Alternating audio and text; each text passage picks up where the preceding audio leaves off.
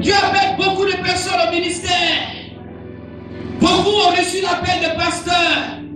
Beaucoup ont reçu l'appel d'apôtre. Beaucoup ont reçu l'appel de prophète. Mais ceux qui sont élus sont comptés au bout du doigt. Et on se plaint, mais celui-là est pasteur, mais pourquoi il a fait ça? Celui-là est prophète, mais pourquoi il a fait ça? Pourquoi il n'est pas à la hauteur? Mais si tu te comportes comme si on ne te voit pas. Quand tu prêches dans ton église, comme ces deux personnes, tu te dis, bon, je ne vais pas faire trop de recherches, bon, de toutes les manières, je ne prie pas assez, ils sont deux seulement. Je n'ai pas besoin de faire beaucoup de choses. Et tu ne prends même pas le temps pour prier pour le message, tu ne prends même pas le temps pour prier pour ton église de deux personnes, parce que tu te dis, il n'y a pas de caméra. Je suis venu te dire, tu ne seras pas chef. Tu ne seras pas chef. Les chefs se comportent comme s'il y avait toujours des projecteurs sur eux. Et dans la vie, quand tu te comportes comme s'il y a des projecteurs sur toi, tu fais attention. Quand tu marches, tu fais attention. Tu ne veux pas être un scandale pour quelqu'un. Tu ne veux pas être un scandale pour quelqu'un. Et tu sais où tu rentres. Tu sais comment tu sors. Tu ne vas pas n'importe où. Et tu ne rentres pas chez toi aussi à n'importe quel moment. Il y a des heures pour sortir. Il y a des heures pour rentrer. Parce que des caméras sont sur toi. Regardez les personnes qui salissent, les personnes, qu'est-ce qu'elles font? Elles se cachent. On a des personnes qu'on appelle des chasseurs d'images. Aux États-Unis, quand tu es une grande personne, on peut facilement te détruire rapidement. Quand tu es un homme établi, quand tu es établi à des postes de responsabilité élevés, on peut te descendre. Tout simplement, on va chercher une faille dans ton caractère. Les gens iront avec des projecteurs. Il y a des hôtels même qui sont filmés, peuple de Dieu. Je suis venu te dire ce matin. Il y a des chambres d'hôtel où il y a caméras cachées. Il y a des caméras cachées, les hommes ont compris ça. C'est pour ça qu'on comporte-toi toujours comme s'il y a caméra. Si tu te comportes toujours comme s'il y a caméra, tu feras beaucoup attention. Est-ce que tu m'entends, peuple de Dieu? Et ce que je suis en train de dire, c'est la vérité. Parce que rien n'est caché devant Dieu. Est-ce que tu peux te cacher devant Dieu?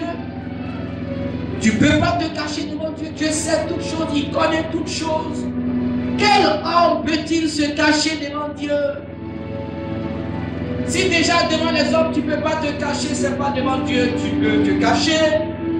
Saddam Hussein était dans sa douche, les Américains l'ont filmé. Tu peux te dire que tu es dans un bunker. Un plus puissant que toi va te filmer même déjà. Ce que l'homme déjà peut faire, à plus forte raison Dieu. Dieu est omniscient, il est omnipotent, il est omniprésent. Il sait toutes choses, il connaît toutes choses. Comportons-nous toujours comme si des projecteurs étaient braqués sur nous. Comportons-nous toujours comme si le micro est déjà ouvert pour qu'on parle.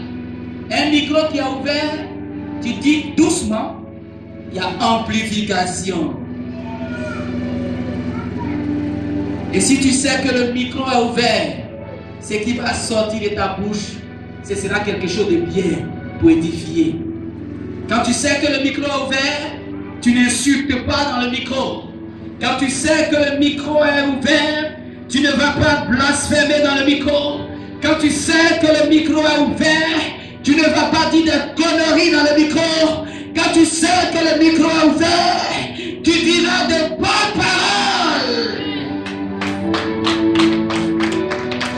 Parce que le monde veut entendre de bonnes paroles. Le monde est fatigué. Le monde est fatigué. Le monde est en train de périr. Parce que le monde ne connaît pas Dieu. Le monde veut entendre l'évangile. Le monde veut entendre une parole qui guérit. Une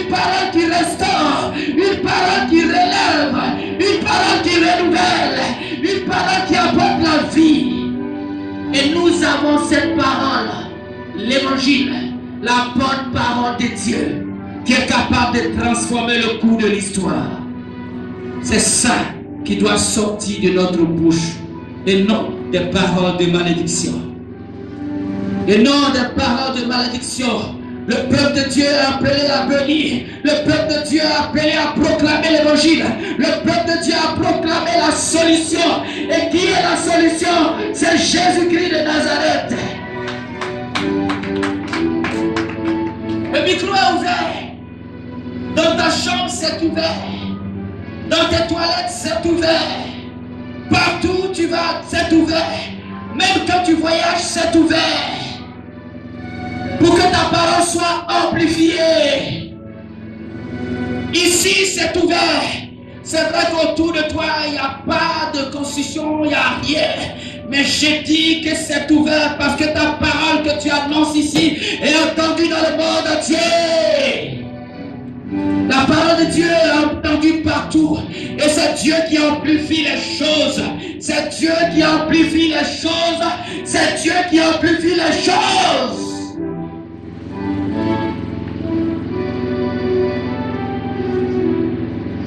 Tu es appelé à être un chef. Ne te sous-estime pas, peuple de Dieu. Ne marche pas comme quelqu'un qui sera jamais chef. Celui qui marche comme quelqu'un qui ne sera jamais chef, il s'est dit, bon, on ne me voit pas haut. De toutes les manières, je suis seul. De toutes les manières, bon, l'église est petite. Je peux ne pas faire répétition le lendemain matin, je prends le micro. Je peux ne même pas prier pour me tenir ici à la direction. Je peux ne pas passer du temps dans la prière pour venir prêcher. Ça n'a pas d'importance. Parce que de toutes les manières, on n'est pas beaucoup. On n'attend pas d'être beaucoup pour se comporter comme un chef. Il y a les présidents de la République, s'ils attendaient d'être beaucoup pour se comporter comme un chef, ils n'allaient jamais devenir chef. Demandez à Babo Laurent, demandez à Lassane. Ils n'étaient pas encore les présidents. Allez-y demander à Bédier. Demandez même au premier chef de la nation ivoirienne, pour Fouabadi. Il était encore planteur quand il se comportait comme un chef. Il était encore planteur comme il se comportait comme un chef. Il était encore un planteur quand il se comportait comme un chef.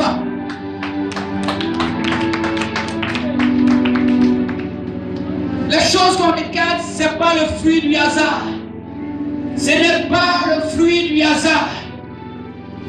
On est tous et on les acclame, on est content quand on voit les personnes qui sont élevées. Je suis venu te dire que c'est Dieu qui élève, c'est Dieu qui établit les autorités, c'est Dieu qui élève, c'est Dieu qui établit les autorités. Et la Bible déclare que l'élévation ne vient ni de l'Orient, ni de l'Occident. Ce n'est pas la situation géographique qui permettra que tu sois élevé. Ce n'est pas ta situation géographique qui va favoriser que tu sois chef. Ce n'est pas parce que tu es en Italie ou tu es au Canada ou tu es quelque part aux États-Unis que tu seras forcément chef. Tu peux être même dans un village et puis être établi chef. Parce que ça vient de Dieu. Ce n'est pas parce que ton père est riche. Ce n'est pas parce que tes parents sont des bourgeois. Ce n'est pas parce que ton papa est milliardaire que tu es un chef. Tu seras un chef. Il y a des enfants de pauvres qui sont chefs. J'ai dit, il y a des enfants de pauvres qui sont chefs. C'est vrai, ils sont enfants de pauvres, mais actuellement, ils sont milliardaires. Ils sont milliardaires. Et quand on les voit, on les envie. Ils sont aussi des chefs aujourd'hui. Ils dirigent des empires. Ils dirigent plusieurs personnes. Ils sont établis. Et avec ce qu'ils ont, ils partagent. Ils nourrissent des milliers de personnes. Ils ont des fondations. Ils ont des semences partout dans le monde. Qui a dit que c'est seulement quand tu viens d'un pays riche que tu es appelé à être élevé? Je dis non, peuple de Dieu. Allez-y voir, même en Afrique, a des personnes élevées, il y a des personnes chefs, il y a des personnes chefs. Allez-y voir les puissants millionnaires. Il y a des noirs qui sont mariés. C'est le temps de se lever, c'est le temps de commencer. Et tu as un avantage. Je dis, tu as un avantage, c'est que toi tu as Dieu.